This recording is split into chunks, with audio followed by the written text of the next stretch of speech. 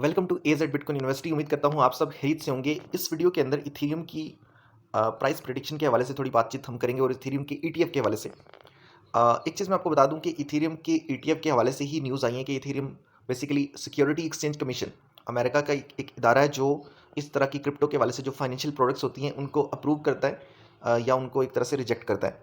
तो एसएससी का ये कहना है कि उसने एक फॉर्म के बारे में जिक्र किया है कि आप जितनी भी कंपनीज हैं जो इंटरेस्टेड हैं इथेरियम के ईटीएफ के लिए, तो उसने कहा है कि आप फॉर्म सबमिट करें। 19B के नाम से एक फॉर्म है और उन्होंने कहा कि सबमिट करें और हम उसको देखेंगे। तो ये बहुत बड़ी एक डेवलपमेंट है, बहुत बड़ी। इथेरियम के जो होल्डर्स हैं, इथेरियम लास्ट 18% पंप हो चुके हैं लास्ट 24 आवर्स के अंदर। तो ये इसी वजह से है क्योंकि देखें, इथेरियम के जो होल्डर्स हैं, ये इथेरियम इकोसिस्टम के साथ जो लोग जुड़े हुए हैं, उनके लिए बहुत ही बुलिश न्यूज़ है क्योंकि इससे पहले सिक्योरिटी एक्सचेंज कमीशन लगातार ये चीज़ कह रहा था कि इथेरियम का ईटीएफ अप्रूव हो ही नहीं सकता, इथेरियम का ईटीएफ आ ही नहीं सकता क्योंकि इथेरियम सिक्योरिटी है। लेकिन एटलीस्ट अब उसने ये चीज़ कम से कम ये चीज़ कही है कि चलो आप इथेरियम के ईटीएफ के लिए अप्लाई करें, हम उसको देखेंगे। तो ये बहुत बड़ी न्यूज़ है। अब इथेरियम का ईटीएफ कब तक अप्रूव हो सकता है, उसकी डेट्स क्या है, वो मैं आपके साथ शेयर कर देता हूँ। उससे पहले मैं आपको एक चीज़ बता दूं कि अगर क्रिप्टो को आप एडवांस लेवल पे सीखना चाहते हो, लाइफ चेंजिंग कोर्सेज अगर आपको चाहिए, तो ये 18 कोर्सेज हैं जिसमें कम से कम आपको ये कुछ कोर्सेज हैं जिनसे आपको ये अंदाज़ा होगा कि अगर आप बुल रन के हवाले से ऐसे कॉइन्स को के ऊपर इन्वेस्टमेंट करना चाहते हो जो कॉइन्स आपको एक एक फेयर एनालिसिस हो आपका, एक विद लॉजिकल रीजनिंग के वो कॉइन्स 5x से लेके 10x 20x तक जा सकते हैं। 20x का मतलब ये होता है कि अगर आपने किसी चीज़ के ऊपर $1000 इन्वेस्ट किए हुए हैं तो $1000 आपके $20,000 हो जाए, ठीक है। इसको 20x कहा जाता है। 10x का मतलब ये होता है कि अगर आपने किसी चीज़ के ऊपर $2000 लगाए हुए हैं और वो अगर कोई 10x हो गया तो इट मीन्स आपके वो $2000 $20,000 हो जाएंगे, तो ठीक है। तो ये इस तरह का नॉलेज अगर आपने क्रिप्टो को एडवांस लेवल के ऊपर, नेक्स्ट लेवल के ऊपर समझना है, तो ये 18 कोर्सेज हैं जिसमें कंप्लीट एक नॉलेज है क्रिप्टो का, ए टू जी हर चीज़ इसमें मौजूद है, ठीक है। और तो अब आ जाते हैं इथेरियम के ईटीएफ के हवाले से। तो पहले तो मैं आपको ये चीज़ बता दूं कि ब्लूमबर्ग के मतलब उनकी तरफ से ये रिपोर्ट किया गया है ये बात, ठीक है, और उन्हीं की वेबसाइट के ऊपर ये न्यूज़ चल रही है कि पहले इथेरियम की जो पॉसिबिलिटीज़ थी, यहाँ पे आप देख सकते हैं क्या लिखा हुआ है कि spot ether ETF gets approved to 75% from 25%, ठीक है। जो पॉसिबिलिटीज़ थी, ठीक है, यानी जो एस्टिमेटेड प्रोबेबिलिटीज़ थी कि पहले क्या एस्टिमेट था कि यानी कितने परसेंट चांसेस थे कि इथेरियम अप्रूव हो सकता है या नहीं, तो पहले 25% थे। अब एकदम से जब से ये न्यूज़ आई है, अब एकदम से चांसेस जो है वो 75% तक चले गए। यानी जो क्रिप्टो पंडित्स हैं ना, या जो जो क्रिप्टो की मार्केट के जो ऑब्जर्वर्स हैं, जो मार्केट को ऑब्जर्व करते हैं, जो बड़े नाम होते हैं, उनका अब ये कहना है कि अब इथेरियम के जो ईटीएफ अप्रूव होने के चांसेस जो है वो अब 75% हो गए हैं, ठीक है। पहले कितने थे? 25%। तो ये बड़ी इंपॉर्टेंट चीज़ है। अब डेट के ऊपर आ जाते हैं कि डेट मतलब क्या डेट्स वगैरह हैं इसकी, कि कब तक ये अप्रूव हो सकता है, कब ये डिसीजन कब आएगा। तो जिस फॉर्म की मैं आपके साथ बात कर रहा था ये है कि US SSC poised to approve 90B for spot Ethereum ETF. तो ये फॉर्म का नाम है, ये वाला फॉर्म फिल करके सबमिट करना होगा और उसके बाद एसएससी उसको चेक करेगा। तो अप्रूव करना रिजेक्ट करना वो बात की एक बात है। तो फिलहाल जो डेट्स हैं वो आप ये चेक कर सकते हो कि Ethereum ETF SSC faces final deadline on May 23। जो फाइनल डेडलाइन है यानी मई, ये 2 दिन के बाद।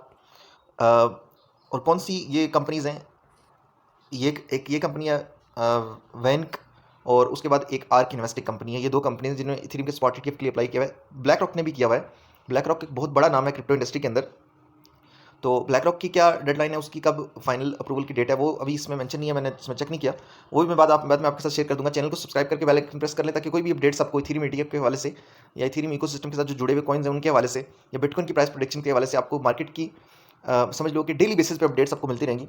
तो आप रेडी रहें। लेकिन अभी होगा क्या, अभी थोड़ा सा मामला गर्म होगा, ठीक है, आस्ता आस्ता हाइप बनेगी।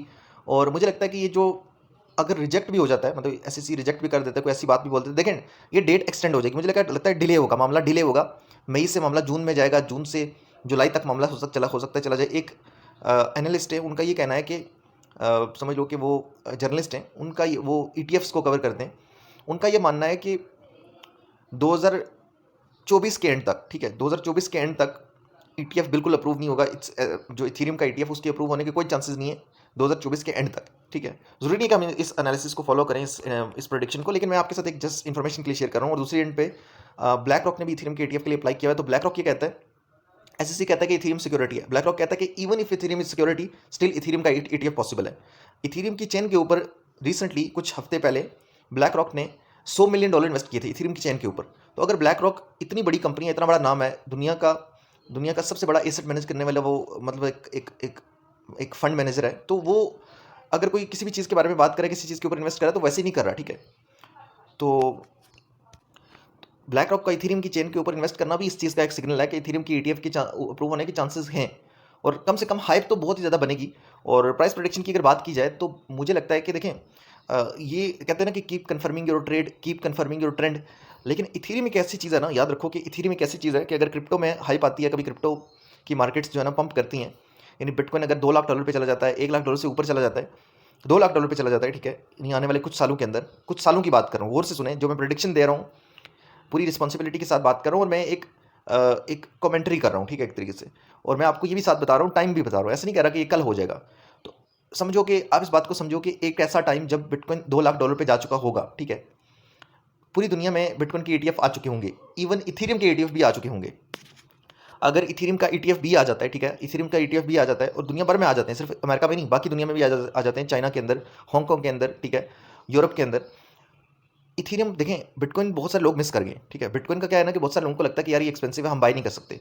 बड़ी बड़ी कंपनीज भी ये सोचती होंगी अपनी जगह पे कि यार ये बहुत महंगा हो गया, यानी कि अगर बिटकॉइन को कोई $70,000 पे खरीदता है तो वो सोचता है कि यार मैं 70 पे अगर खरीदता हूँ, अगर ये 30 पे चला गया, वापस 20 पे चला गया, तो मैं उसको ये पता है कि वापस आ जाएगा 70 पे, लेकिन वो कहता है कि मैं फिर उसके अंदर स्टक हो जाऊंगा, काफ़ी वेट करना पड़ेगा। और प्लस उनको ये भी इस बात का पता है कि अगर मैं कोई इंसान बिटकॉइन को $50,000 पे बाय कर, 50 पे भी चलो बाय करता है, और एवरेज उसने 50 पे भी अगर बाय किया है, और बिटकॉइन अगर अपनी वैल्यू का बिटकॉइन चलो $2 लाख पे भी चला जाता है, तो वो कितना परसेंट प्रॉफिट बनाएगा? वो 3x का प्रॉफिट बनाएगा, ठीक है।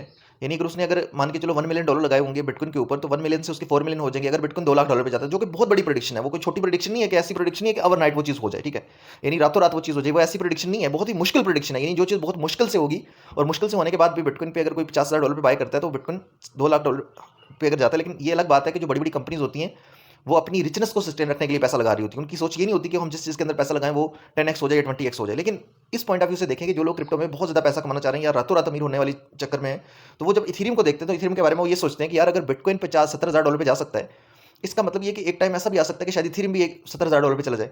उस सोच को माइंड में रखते हुए बहुत सारे लोग इथेरियम के ऊपर इन्वेस्ट करना चाहते हैं, और बड़ी बड़ी कंपनीज भी करना चाहती हैं।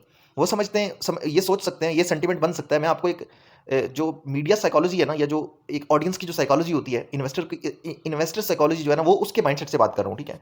मैं ऐसा नहीं कह रहा कि मेरे पास कोई एविडेंस है तो मैंने फ्यूचर देखा हुआ है उस बेसिस पे बात नहीं कर रहा। मैं जो ऑडियंस की साइकोलॉजी है उसकी पॉइंट ऑफ व्यू से, इन्वेस्टर की साइकोलॉजी के पॉइंट ऑफ व्यू से बात कर रहा हूँ कि एक टाइम पे जब अगर इथेरियम का ईटीएफ अप्रूव हो जाता है, और आप देखते हो इथेरियम पंप हो रहा है, $5,000 पे चला गया, $6,000 पे चला गया, $7,000-8,000 पे चला गया, यानी 10 के करीब जब पहुंचने वाला होगा, तो एक बहुत ही ज़्यादा तगड़ी हाइप भी क्रिएट हो सकती है। और 2-3 वेव्स के अंदर, ठीक है, 2-3 वेव्स के अंदर, यानी समझ लो कि 3-4 महीने के अंदर पहले बिटकॉइन $3,000 से $10,000 तक गया, ठीक है। फिर बीच में एक फेज जो है वो कंसोलिडेशन का आया कि उसमें मार्केट स्टक होगी, क्योंकि ऐसा तो नहीं होता कि मार्केट लगातार ऊपर चलती जाती रहे। तो फिर दोबारा से, मतलब पहले 3-4 महीने के अंदर बिटकॉइन इथेरियम $3,000 से $10,000 तक गया। फिर बीच में कोई एक फेज आ गया, स्टक फेज, जिसमें थोड़ा सा नीचे भी आया, या मार्केट रुक गई एक जगह पे 3-4 महीने के लिए। फिर उसके बाद दोबारा से एक रैली चली, और इथेरियम जो है दोबारा से $7-8,000 से पंप करके 15-16 तक पहुंचा, ठीक है। फिर वहां पे थोड़ा एक स्टक वाला फेज आ गया, फिर जो है ना मार्केट 3-4-6 महीने के लिए रुक गई। फिर बीच में कोई ऐसा फेज आया कि दोबारा से इथेरियम की एक रैली आई, और इथेरियम दोबारा से समझ लो कि 15-16 से पंप करके वापस 22-23-24 तक पहुंच गया। तो इस तरह करके 4-5 बड़ी रैलीज के अंदर, रैलीज नहीं बल्कि रैलाज, बड़े बड़े रैले जो है ना इथेरियम के अंदर जब आएंगे, वो भी 3-4, ठीक है, जो कि सालों के टाइम स्पेन के अंदर पूरे होते हैं, ठीक है। जैसे मिसाल के तौर पर अगले 3 साल के अंदर या 2 साल के एक टाइम फ्रेम के अंदर आप जब चीज़ों को देखो, तो तब वो चीज़ सही बैठती है उसमें। ऐसा नहीं कि ओवरनाइट वो चीज़ हो जाएगी। तो उस पॉइंट ऑफ व्यू से अगर देखा जाए, तो मैं भी शायद एक टाइम के ऊपर इथेरियम एक ऐसी चीज़ है कि इथेरियम की प्राइस जो है वो $40,000 तक भी जा सकती है, ठीक है, $40,000 तक भी। उस पॉइंट ऑफ व्यू से देखा जाए कि इथेरियम का ईटीएफ भी अप्रूव हो चुका है, ओवरऑल बिटकॉइन $2 लाख पे जा चुका है, क्रिप्टो बुलिश है, बुल रन अपनी पीक पे है। ये सारी चीज़ों को मद्देनजर रखते हो, और फिर उस टाइम में उसमें फिर आप ये चीज़ जब समझते हो, इस माइंडसेट के साथ सोचते हो कि मैं भी शायद 1.5 से 2 साल के अंदर बिटकॉइन इथेरियम की प्राइस के अंदर एक ऐसी चीज़ें हो सकती है कि इथेरियम की प्राइस तकरीबन 30 से $40,000 तक चली जाए। तो ये एक बहुत ही मुश्किल बेट है, ठीक है, मतलब एक बहुत ही मुश्किल प्रेडिक्शन है। ये कोई आसान प्रेडिक्शन नहीं है कि मतलब आप कहो कि एक बड़े कोई, जैसे मैंने इतनी आसानी से बोल दिया, आप समझो कि इतनी आसानी से ही चीज़ हो भी जाएगी। तो ये आपको अंडरस्टैंड करना होता है जब आप काम कर रहे हो मार्केट के अंदर, तो आपको उसके सारे प्लस माइनस पता होने चाहिए, ठीक है। और लेकिन सोचो ना कि आप अगर $3,000 से बिटकॉइन इथेरियम अगर $30,000 पे भी जाता है, 30,000 चलो $30,000 पे भी जाता है, तो वो 10x का प्रॉफिट है। तो अगर किसी बंदे ने इथेरियम तो ऐसी प्रोडक्ट नहीं है, कोई मीम कॉइन या शिट कॉइन तो नहीं है, इथेरियम बहुत बड़ी फाउंडेशन है, इथेरियम बहुत बड़ा नाम है, ठीक है। इथेरियम के ऊपर बहुत ही एक सीरियस किस्म के इन्वेस्टर्स बैठे हुए हैं, ठीक है। इथेरियम के ऊपर ऐसे लोग नहीं है जिन्होंने शिबा इनू में इन्वेस्ट किया हुआ है, या जिन लोगों ने डॉज कॉइन के अंदर इन्वेस्ट किया है। इथेरियम बहुत ही एक पॉपुलर प्रोडक्ट है, दूसरे नंबर का कॉइन है रैंकिंग में, बिटकॉइन के बाद इथेरियम आता है, ठीक है।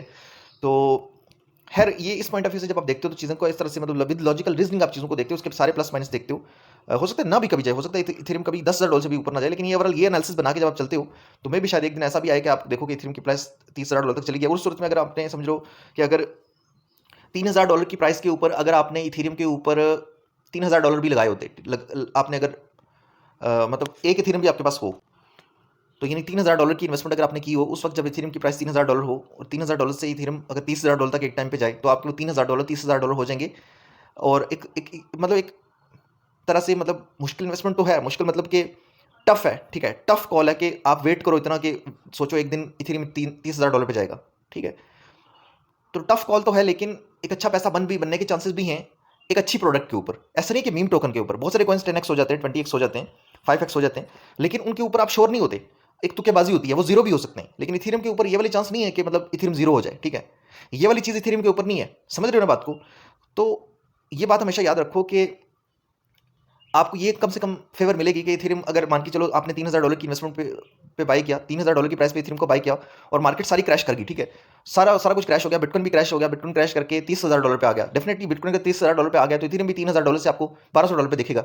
लेकिन अब वहां पे ये होगा कि अगर आपने $3,000 बिटकॉइन पे इथेरियम पे लगाए हुए थे, तो जब वापस मार्केट्स रिकवर होंगी तो इथेरियम भी हर सूरत रिकवर होगा। इथेरियम ऐसी चीज है कि इथेरियम हर सूरत रिकवर होगा, तो कम से कम आपकी अपनी इन्वेस्टमेंट इस पॉइंट ऑफ व्यू से सेव होगी कि आपको पता होगा कि कोई नहीं, $1,200 पे इथेरियम मैंने $3,000 पे बाई किया था और ये $1,200 पे आ गया या $1,000 पे आ गया, लेकिन एक दिन वापस ऐसा आएगा कि ये वापस $1,200 से इथेरियम $3,000 का $4,000 पे भी वापस जाएगा। तो ये इथेरियम की क्वालिटी है कि जब इथेरियम के ऊपर इन्वेस्टमेंट का आप सोचोगे तो उसमें ये एडवांटेज आपको कम से कम तो मिलेगा, ठीक है।